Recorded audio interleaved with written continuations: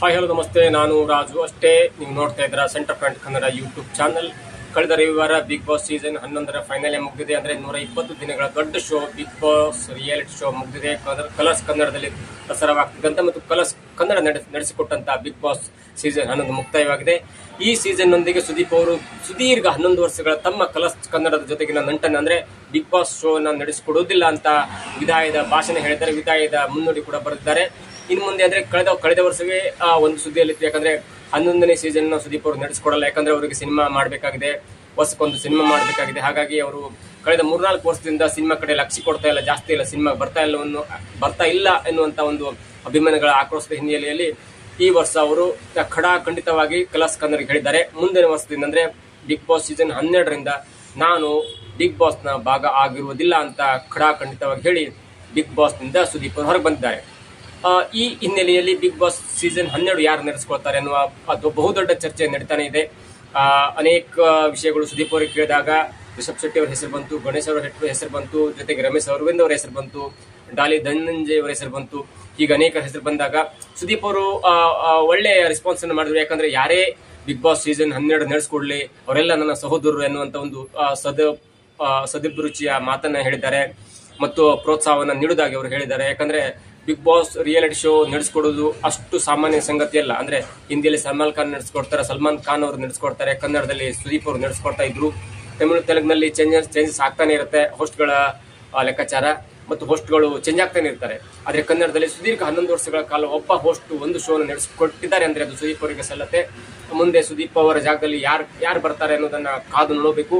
ಜೊತೆಗೆ ಮುಂಚೂಣಿಯಲ್ಲಿ ಇರುವ ಹೆಸರು ಅಂದ್ರೆ ಅದು ರಮೇಶ್ ಅರವಿಂದ್ ಅವರು ಈಗಾಗಲೇ ಜಿ ಕನ್ನಡ ಜೊತೆ ಒಳ್ಳೆ ಸಂಬಂಧವನ್ನು ಇಟ್ಕೊಂಡಿದ್ದಾರೆ.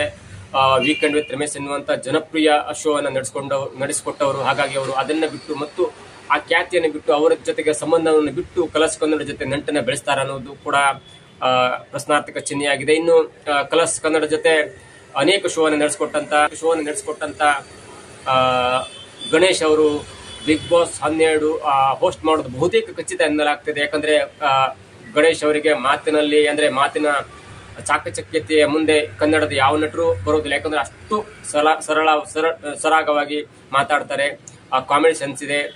ಜೊತೆಗೆ ಅವರು ಉದಯ ಟಿವಿಯಲ್ಲಿ ಸುದೀರ್ಘ 16 ವರ್ಷಗಳ ಕಾಲ ಒಂದು ಕಾಮಿಡಿ ಟೈಮ್ಸ್ ಅನ್ನ ನಡೆಸಿಕೊಟ್ಟಂತ ಅನುಭವ ಕೂಡ ಇದೆ ಮತ್ತು ಜನರಿಗೆ ತುಂಬಾ ಹತ್ತಿರವಾದವರು ಗಣೇಶ್ ಅವರು. ಹಾಗಾಗಿ ಅವರು ಕೂಡ ಮುಂಚೂಣಿಯಲ್ಲಿದ್ದಾರೆ. ಇನ್ನು ರಿಷಬ್ ಶೆಟ್ಟಿ ಅವರಿಗೆ ಹೇಳಿ ಕೇಳಿ ಈಗ ನ್ಯಾಷನಲ್ ಸ್ಟಾರ್ ಆದಂತವರು ಅಥವಾ ಡಿವೈನ್ ಸ್ಟಾರ್ ಆದಂತವರು, ಕಾಂತಾರ ಸಿನಿಮಾ ಮುಖಾಂತರ ಇಡೀ ಇಂಡಿಯಾ ಅಂದ್ರೆ ಭಾರತ ಜನತೆಗೆ ರೀಚ್ ಆದಂತವರು. ಜೊತೆಗೆ ಕಾಂತಾರ 2 ಮುಖಾಂತರವೂ ಕೂಡ ಮತ್ತೊಂದು ದೊಡ್ಡ ಹಿಟ್ ಎಕ್ಸ್ಪೆಕ್ಟೇಷನ್ ನಲ್ಲಿ ಇದೆ.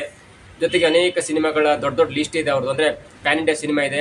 ಅವರ ಹೆಸರು ಮುಂಚೂಣಿಯಲ್ಲಿ ಇದ್ದರೂ ಕೂಡ ಅವರು ಆ ರಿಯಾಲಿಟಿ ಶೋ ಅನ್ನ ಹೋಸ್ಟ್ ಮಾಡೋದು ಬಹುತೇಕ ಕಷ್ಟ ಎನ್ನಲಾಗ್ತಿದೆ. ಇನ್ನು ಡಾಲಿ ಧನಂಜಯ್ ಅವರು ಈಗ ನಮ್ಮ ಕನ್ನಡ ಇಂಡಸ್ಟ್ರಿಯಲ್ಲಿ ಹಾಟ್ ಫೇವರೇಟ್ ಆಗಿದ್ದಾರೆ. ಅಂದ್ರೆ ಈಗ ಇರುವ ನಟರಲ್ಲಿ ತುಂಬಾ ಮುಂಚೂಣಿಯಲ್ಲಿ ನಟ ಮತ್ತು ಅವರಿಗೆ ದೊಡ್ಡ ಮಾರ್ಕೆಟ್ ಇದೆ.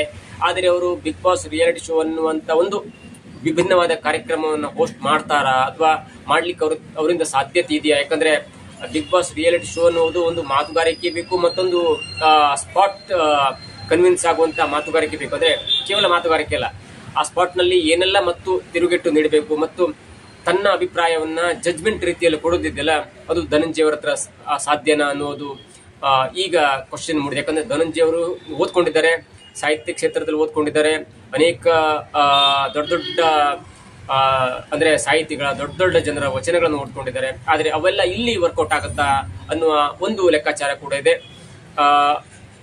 ರಮೇಶ್ ಅರವಿಂದ್ ಅವರು, ಗಣೇಶ್ ಅವರು, ರಿಷಬ್ ಶೆಟ್ಟಿ ಜೊತೆಗೆ ಡಾಲಿ ಅವರ ಹೆಸರು ಮುಂಚೂಣಿಯಲ್ಲಿದೆ. ಆದ್ರೆ ಎಲ್ಲವರನ್ನ 4 ಜನರನ್ನ ಕಂಪೇರ್ ಮಾಡಿದ್ರೆ ಗಣೇಶ್ ಅವರು ಬಿಗ್ ಬಾಸ್ ಸೀಸನ್ 12 ಹೋಸ್ಟ್ ಮಾಡೋದು ಬಹುತೇಕ ಖಚಿತ ಎನ್ನಲಾಗ್ತದೆ. ಯಾಕಂದ್ರೆ ಗಣೇಶ್ ಅವರಿಗೆ ಒಂದು ಮಾತಿನ ವೈಖರಿ ಇದೆಯಲ್ಲ ಮತ್ತು ಅವರ ನಟನಾ ಶೈಲಿ ಇದೆಯಲ್ಲ, ಅಂದ್ರೆ ಮುಖದಲ್ಲಿ ವ್ಯಕ್ತಪಡಿಸುವಂತ ಒಂದು ನಟನೆ ಇದೆಯಲ್ಲ, ಅಂದ್ರೆ ನವರಸಗಳನ್ನ ತನ್ನ ಮುಖದಲ್ಲಿ ಹೇಗೆ ಅದನ್ನು ತೋರಿಸ್ಪಡಿಸಬಹುದು ಅನ್ನುವ ಒಂದು ಲೆಕ್ಕಾಚಾರ.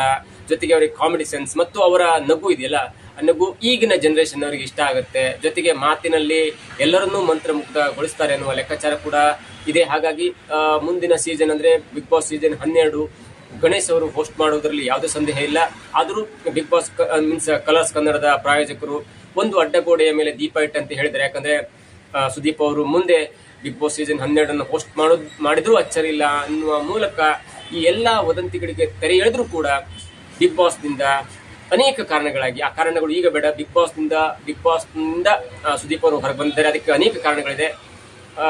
ಅವನ್ನೆಲ್ಲ ಹೊರತುಪಡಿಸಿದರೆ ಮತ್ತು ಸುದೀಪ್ ಅವರು ಬಿಗ್ ಬಾಸ್ ಸೀಸನ್ 12 ಹೋಸ್ಟ್ ಮಾಡುವುದು ಅತ್ಯಂತ ಕಷ್ಟಕರ ಮತ್ತು ಅದರಿಂದ ಹೊರಗೆ ಬಂದಿದ್ದಾರೆ.